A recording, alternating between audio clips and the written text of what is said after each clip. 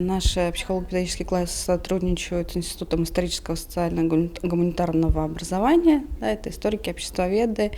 И в данном направлении мы реализуем все программы, которые они нам предлагают. То есть это и конкурсы эссе, и мир цифровой проекции.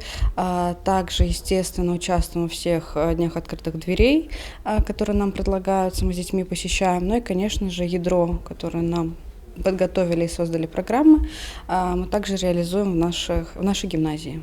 В рамках форума что для себя нового узнали, получили? Ну, во-первых, это, естественно, передовой опыт, который нам предложили посмотреть. Это и опыт Екатеринбурга, и Волгограда.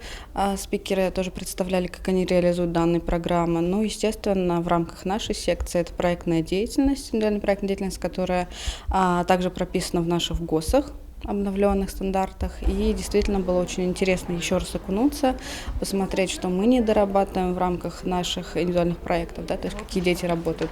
Поэтому здесь тоже вот в данный момент создаем уже, так скажем, учительской компании свои проекты индивидуальные, и в дальнейшем это тоже будем предоставлять. То есть вот этот опыт был интересен.